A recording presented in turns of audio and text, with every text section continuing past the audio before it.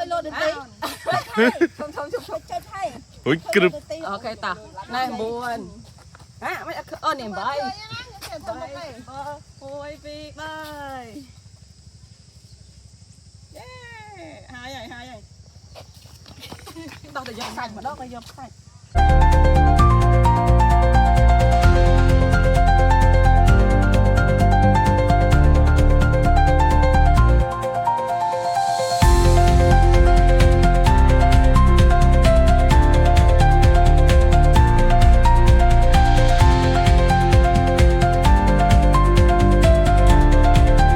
ចាសួស្តីបងប្អូនទាំងអស់គ្នាជួបជាមួយនេះខ្ញុំម្ដងទៀតនៅដំណើរកំសាន្តទៅកាន់កោះស្ដេចអេពីសូតទី2ដែលកាលពីមុននោះនេះខ្ញុំបានផុសអេពីសូតលើកទី1រួចហើយគឺការធ្វើដំណើរពីភ្នំពេញរហូតដល់កោះស្ដេចអញ្ចឹងឥឡូវនេះគឺពួកខ្ញុំបានមកដល់កោះស្ដេចហើយបន្ទាប់មកគឺខ្ញុំចាប់ផ្ដើមចេញកំសាន្តទៅតាមរមណីយដ្ឋានក៏ដូចជារីសតនានានៅក្នុងកោះស្ដេចអញ្ចឹងនៅពេលដែលចេញដំណើរនេះគឺពួកយើងធ្វើការចេញពីផ្ទះសំណាក់របស់ពួកយើងទៅហើយយើងធ្វើការជិះតុកដើម្បីទៅលេងកន្លែងកម្សាន្តនានាជាពិសេសគឺ resort ដែលល្បីៗក៏ដូចជាស្អាតនៅក្នុងកោះស្ដេចនេះដែរបងប្អូនដូច្នេះសូមបងប្អូនទាំងអស់គ្នាតាមដានទស្សនាវីដេអូរបស់ពួកយើងដូចតទៅ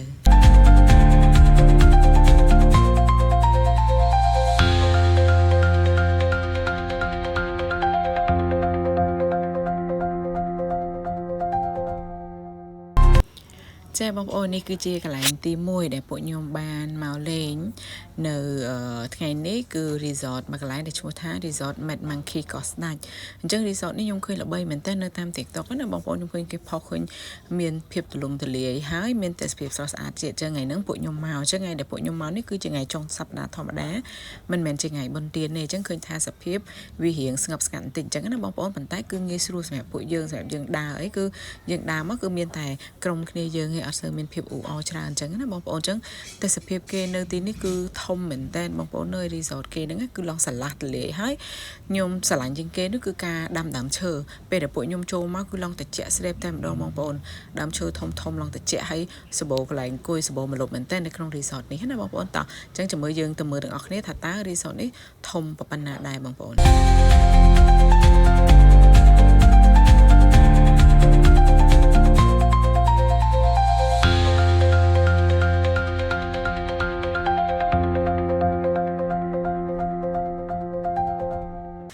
ចាបងប្អូននេះគឺពួកខ្ញុំបានមកដល់ខាងក្រោយហើយគឺកន្លែងវាលខ្សាច់ដែលជាប់មាត់ឆ្នេរណាបងប្អូននិយាយទៅគឺថាខ្វាកមែនតែនធីមរបស់ពួកខ្ញុំដោយសារមកនេះឃើញថាទេសភាពស្រស់ស្អាតឡើងបៃតងខៀវស្ងាត់ហើយស្ងាត់ល្អហើយទីធ្លាគឺធំមែនតែនហើយនិយាយពីថាទឹកសមុទ្រហើយនឹងខ្សាច់នឹងនេះគឺស្អាតមែនតែនខ្ញុំស្រឡាញ់ជាងគេគឺឆ្នេរខ្សាច់គឺខ្សាច់ឡើងសក្បោះតែម្ដងបងប្អូនហើយនិយាយពីទឹកសមុទ្រវិញគឺឡើងខៀវហើយឡើងថ្លានិយាយទៅមើលឲ្យគួរឲ្យយើងមានអារម្មណ៍ថាស្រស់ថ្លាហើយនឹង relax តែម្ដងណាបងប្អូន5 4 3 2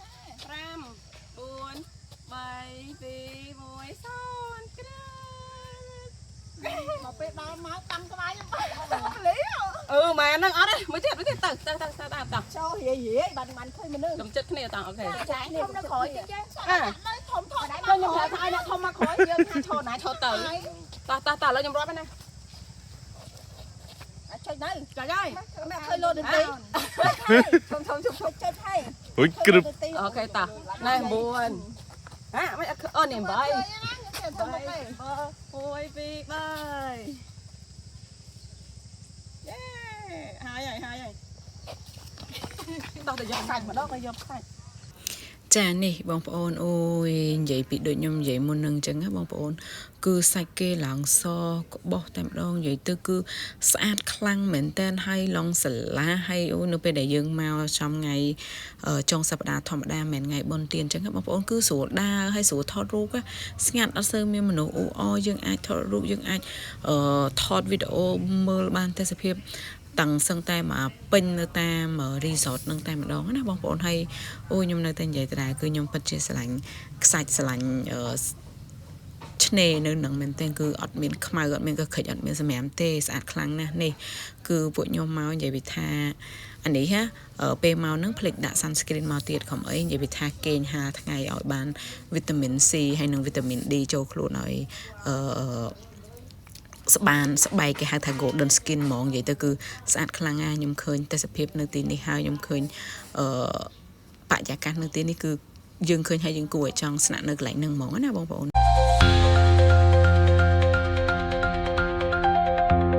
ចាអញ្ចឹងឥឡូវខ្ញុំបានបន្តដំណើរមក resort មកកន្លែងទៀតនៅកោះស្ដេចនឹងដូចគ្នាទេ resort នេះក៏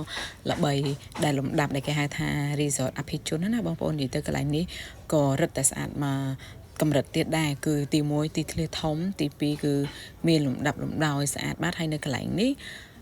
ពេលដែលខ្ញុំមកហ្នឹងឃើញថាមានភ្ញៀវទេសចរគឺគាត់មក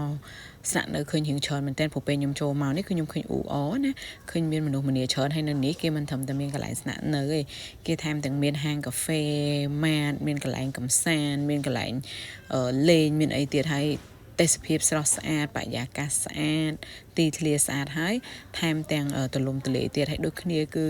ជាប់មាត់ឆ្នេរហើយឆ្នេរខ្សាច់គេគឺស្អាតស្អាតហើយទឹកគេគឺស្អាតស្អាតមែនតើចានេះគឺមកកន្លែងទៀតក៏ជាកន្លែង resort ដែរនិយាយទៅថ្ងៃនេះគឺខ្ញុំមកមើលតែ resort ទេមក review តែ resort ទេនៅកន្លែងនេះគឺ resort កោះស្ដេចអញ្ចឹងនៅកន្លែងនេះគឺគេនៅជាប់ឆ្នេរតែម្ដងហើយ resort កន្លែងនេះក៏មានភាពទលំទលាយដែរហើយការរៀបចំបន្ទប់ស្នាក់នៅរបស់គេហ្នឹងគឺជាការរៀបចំបែបដូចជាបន្ទប់ដាច់របៀបបែបដូចកញ្ចុះចឹងណាបងប្អូនអញ្ចឹងគឺវារៀងបែបលក្ខណៈរៀងសាមញ្ញជាងនៅកន្លែង2ដែលខ្ញុំ review មុនហ្នឹងតែកន្លែងនេះក៏វាមានភាពស្រស់ស្អាតហើយមានភាពទលំទលាយជាពិសេសដោយសារតែវាស្ថិតនៅជាប់សមុទ្រធំតែម្ដងអញ្ចឹងបរិយាកាសទាំងខ្យល់អាកាសទាំងសំឡេងអីហ្នឹងគឺយើងឮតែសំឡេងខ្យល់ហើយនិងសំឡេងរលកទឹកសមុទ្រមកណាគឺវាមានភាពត្រជាក់ហើយនិងមានភាព relax មែនតើនៅកន្លែងនេះដែរក៏គេមានសកម្មភាពមួយចំនួនឲ្យយើងធ្វើដែរយើងអាចមានជិះជាម៉ូតូទឹកមានជិះជាជែកមានជិះជាអីផ្សេងនៅលើសមុទ្រនឹងបានណាបងប្អូន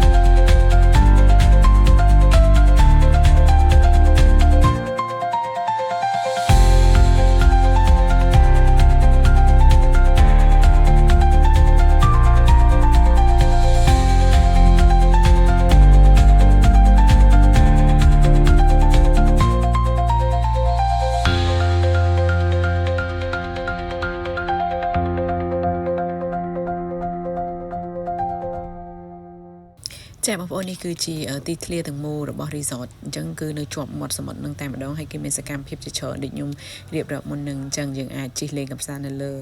សមុទ្រនឹងអញ្ចឹងនៅកន្លែងនេះសម្រាប់ខ្ញុំតែម្ដងខ្ញុំជឿជាក់ថាបើសិនជាបងប្អូនទាំងអស់គ្នាដែលមានការហត់នឿយពីកន្លែងការងារក្តីពីការសិក្សាក្តីពីកិច្ចការងារផ្ទះអីបើសិនជាបានមកសម្រាប់នៅនេះលំហែកាយមកយប់ពីរយប់ស្ដាប់សំឡេងទឹករលកស្រូបខ្យល់អាកាសបរិសុទ្ធនិងស្លាស់មុខស្លាស់មាត់បែបនេះខ្ញុំជឿថានឹងធ្វើឲ្យយើងមានអារម្មណ៍ស្រស់ស្រាយហើយនឹងល្អប្រសើរឡើងមកវិញជាក់ជាមិនខានទេបងប្អូន